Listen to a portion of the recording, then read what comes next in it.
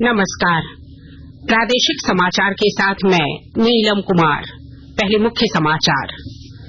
राष्ट्रपति द्रौपदी मुर्मू कल विजिटर्स सम्मेलन 2023 में नवाचार, अनुसंधान और प्रौद्योगिकी विकास श्रेणियों के लिए विजिटर्स पुरस्कार 2021 करेंगी प्रदान।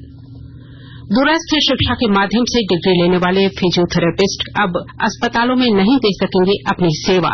झारखंड राज्य भौतिक चिकित्सा परिषद की बैठक में लिया गया निर्णय। राज्य में मानसून की सक्रियता हुई तेज। 11 और 12 जुलाई को राज्य के कई हिस्सों में होगी भारी बारिश। मौसम विभाग ने किया येलो अलर्ट जारी। और महिला क्रिकेट में भारत और बांग्लादेश के बीच 3 T20 मैचों की श्रृंखला का पहला मैच आज ढाका के श्री बंगला स्टेडियम में दोपहर 1:30 से खेला जाएगा। और अब समाचार विस्तार से। राष्ट्रपति भवन में कल विजिटर्स सम्मेलन 2023 आयोजित किया जाएगा।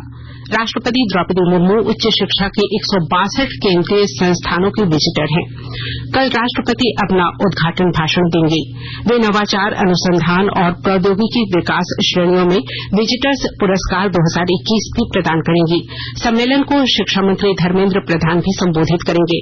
11 जुलाई को सम्मेलन में सतत विकास के लिए शिक्षा, एक बेहतर दुनिया का निर्माण विषय पर विचार विमर्श किया जाएगा। 5 अलग अलग समूहों में राष्ट्रीय शिक्षा नीति 2020 के लक्ष्यों को प्राप्त करने, भारतीय शिक्षा को अंतर्राष्ट्रीय स्तर पर ले जाने, अनुसंधान, योगदान और मान्यता, विविधता, समानता, समावेशी व्यवस्था और कुशलता जैसे विषयों पर चर्चा की जाएगी। समापन सत्र में विचार विमर्श के नतीजे राष्ट्रपति के समक्ष प्रस्तुत किए जाएंगे। समापन सत्र को राष्ट्रपति द्रौपदी मुर्मू संबोधित करेंगी। रक्षा मंत्री राजनाथ सिंह की 2 दिन की मलेशिया यात्रा कल से शुरू हो रही है। इसका उद्देश्य मलेशिया के साथ रक्षा सहयोग और सामरिक भागीदारी को बढ़ाना है। श्री सिंह मलेशिया के रक्षा मंत्री दातो सेरी मोहम्मद हसन के साथ वार्ता में नए रक्षा सहयोग की संभावनाओं पर विचार करेंगे। दोनों पक्षों के बीच साझा हित के क्षेत्रीय और वैश्विक मुद्दों पर भी विमर्श होगा। श्री सिंह मलेशिया के प्रधानमंत्री अनवर बिन इब्राहिम से भी मुलाकात करेंगे। भारत और मलेशिया के संबंध बहुआयामी है। प्रधानमंत्री नरेंद्र मोदी की वर्ष 2015 में मलेशिया यात्रा के दौरान सामरिक भागीदारी बढ़ाने के प्रयोजन से लिए गए संकल्प को कार्य रूप देने के लिए दोनों देश प्रयासरत हैं। दूरस्थ शिक्षा के माध्यम से डिग्री लेने वाले फिजियोथेरेपिस्ट अब अस्पतालों में अपनी सेवा नहीं दे सकेंगे और न ही वे प्रैक्टिस कर सकेंगे। झारखंड राज्य भौतिक चिकित्सा परिषद की बैठक में कल यह निर्णय लिया गया है। इस संबंध में परिषद के अध्यक्ष डॉक्टर राजीव रंजन ने बताया कि अन्य राज्यों की तरह झारखंड में भी दूरस्थ शिक्षा के माध्यम से डिग्री लेने वालों का निबंधन नहीं किया जाएगा। परिषद में निबंधन के लिए आवेदन देने वाले अभ्यर्थियों को इसकी सूचना दी जाएगी।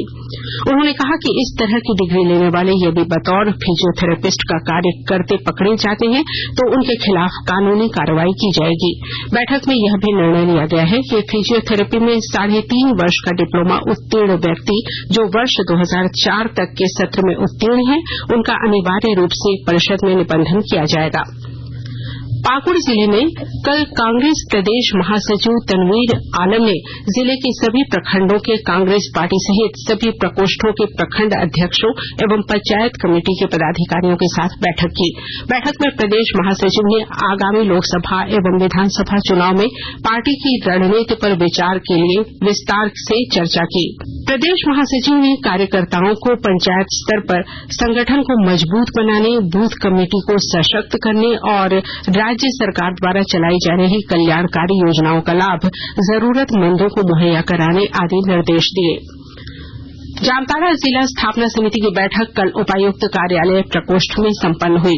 उपायुक्त फैज अहमद मुमताज की अध्यक्षता में आयोजित बैठक में झारखंड कर्मचारी चयन आयोग के द्वारा जिले के चयनित 37 पंचायत सचिवों को जिले के विभिन्न प्रखंडों में पदस्थापित किया गया।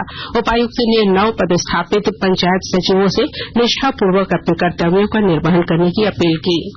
रामगढ़ जिले में कल समाहरणालय सभाकक्ष में उप विकास आयुक्त श्री रॉबिन टोप्पो की अध्यक्षता में महिला लखपति किसान पहल योजना को लेकर बैठक का आयोजन किया गया।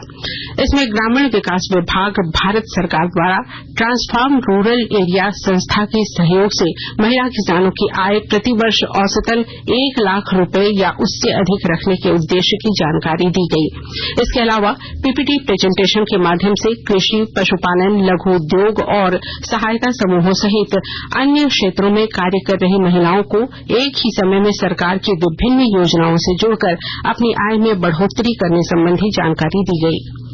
आकाशवाणी के ताजा तरीन समाचारों के लिए आप हमारी वेबसाइट newsonair.com पर लॉग ऑन कर सकते हैं। ताजा समाचार Twitter handle @AIR News Alerts और Facebook page all India radio news पर भी उपलब्ध है। आप प्रादेशिक समाचार एकांश के ट्विटर हैंडल @AIR News _ और फेसबुक, इंस्टाग्राम पेज तथा YouTube channel AIR News Ranchi पर भी हमारे बुलेटिन सुन सकते हैं। प्रादेशिक समाचार आप आकाशवाणी रांची से सुन रहे हैं। राज्य में मानसून की सक्रियता अब तेज हो गई है। मौसम के पूर्वानुमान के अनुसार 11 और 12 जुलाई को राज्य के कई हिस्सों में भारी बारिश होगी। इसे लेकर मौसम विभाग ने 2 दिनों के लिए येलो अलर्ट जारी किया है। देवघर, धनबाद, दुमका, गिरिडीह, गोड्डा, जामताड़ा, पाकुड़ और साहेबगंज के इलाके भारी बारिश की चपेट में रहेंगे। मौसम विभाग के अनुसार आज राज्य के विभिन्न जिलों में हल्के से मध्यम दर्जे की बारिश होगी। वहीं राज्य के कुछ स्थानों में वज्रपात होने की भी संभावना है। साहेबगंज जिले के कस्तूरबा गांधी बालिका आवासीय विद्यालय में वन विभाग द्वारा संचालित स्कूल नर्सरी योजना के सफल कार्यान्वयन हेतु एक कार्यशाला का आयोजन किया गया। योजना का अंतर्निहित विषय भविष्य के लिए एक पेड़ लगाना और राष्ट्र को स्वच्छ और हरा भरा बनाना है। योजना के तहत छात्र जीव विज्ञान कक्षाओं के लिए व्यवहारिक अभ्यास और अन्य धाराओं के छात्रों के लिए पाठ्येतर गतिविधियों के हिस्से के रूप में स्कूल की नर्सरी में बीज बोएंगे, पौधे उगाएंगे। स्कूल नर्सरी योजना का मुख्य उद्देश्य युवा छात्रों और पौधों तथा पेड़ों के बीच एक स्थायी संबंध बनाना है। कोडरमा में री टेंडर के साथ ही कर्मा में बनने वाले मेडिकल कॉलेज के निर्माण की उम्मीद तेज हो गई है। विस्तृत ब्यौरा दे रहे हैं हमारे कोडरमा संवाददाता। अगले 3 सालों में कोडरमा के कर्मा में बनने वाला मेडिकल कॉलेज तैयार हो जाएगा। मेडिकल कॉलेज के निर्माण के लिए हाल ही में री टेंडर किया गया है। री टेंडर के बाद महाराष्ट्र की एक कंपनी को निर्माण का कॉन्ट्रैक्ट मिला है। सिंप्लेक्स कंपनी के ब्लैकलिस्टेड होने के कारण निर्माण अधर में लटक गया था। साल 2018 में प्रधानमंत्री नरेंद्र मोदी ने रांची से इस मेडिकल कॉलेज का ऑनलाइन शिलान्यास किया था। 319 करोड़ की लागत से तकरीबन 30 एकड़ भूभाग पर इस मेडिकल कॉलेज का निर्माण कराया जाना है, जबकि 500 बेड वाले अस्पताल का निर्माण सदर अस्पताल परिसर में किया जाएगा। गजेंद्र बिहारी सिन्हा, आकाशवाणी समाचार, कोडरमा। महिला क्रिकेट में भारत और बांग्लादेश के बीच 3 T20 मैचों की श्रृंखला का पहला मैच आज राजधानी ढाका में खेला जाएगा। यह मैच श्री बंगला स्टेडियम में दोपहर 1:30 बजे से शुरू होगा। श्रृंखला का दूसरा मैच 11 जुलाई को, जबकि तीसरा और अंतिम मैच 13 जुलाई को खेला जाएगा। और अब अखबारों की सुर्खियां। रांची से प्रकाशित अधिकांश अखबारों ने पीएमएलए कोर्ट में 2 नए अभियुक्तों की पेशी के दौरान ईडी की जानकारी की खबर को प्रमुखता से प्रकाशित किया है। वहीं देश दुनिया की खबरों को भी अपने पहले पन्ने पर जगह दी है। प्रभात खबर ने लिखा है, भगत ने अवैध खनन कर ₹4.87 करोड़ पंकज मिश्रा के खाते में ट्रांसफर किए। दैनिक हिंदुस्तान ने अपनी सुर्खी बनाते हुए लिखा है, प्रदेश में दूरस्थ शिक्षा से ली गई फिजियोथेरेपी की डिग्री अमान्य। दैनिक भास्कर की सुर्खी है, प्रदेश अध्यक्ष से हटाए गए दीपक प्रकाश अब भाजपा की राष्ट्रीय कार्यकारिणी में। दैनिक जागरण ने लिखा है, गढ़वा में आरएसएस के जिला धर्म जागरण प्रमुख पर मुस्लिम युवकों ने किया जानलेवा हमला। अंग्रेजी अखबार द टाइम्स ऑफ इंडिया और हिंदुस्तान टाइम्स ने अपने पहले पन्ने पर बंगाल में त्रिस्तरीय पंचायत चुनाव के दौरान हुई हिंसा की घटना पर लिखा है, बंगाल के पंचायती चुनाव में 12 की मौत। और अब अंत में मुख्य समाचार एक बार फिर। राष्ट्रपति द्रौपदी मुर्मू कल विजिटर्स सम्मेलन 2023 में नवाचार, अनुसंधान और प्रौद्योगिकी विकास श्रेणियों के लिए विजिटर्स पुरस्कार 2021 करेंगी प्रदान। दूरस्थ शिक्षा के माध्यम से डिग्री लेने वाले फिजियोथेरेपिस्ट अब अस्पतालों में नहीं दे सकेंगे अपनी सेवा। झारखंड राज्य भौतिक चिकित्सा परिषद की बैठक में लिया गया निर्णय। राज्य में मानसून की सक्रियता हुई तेज। 11 और 12 जुलाई को राज्य के कई हिस्सों में होगी भारी बारिश। मौसम विभाग ने किया येलो अलर्ट जारी। और महिला क्रिकेट में भारत और बांग्लादेश के बीच 3 T20 मैचों की श्रृंखला का पहला मैच आज ढाका के श्री बांग्ला स्टेडियम में दोपहर 1:30 से खेला जाएगा।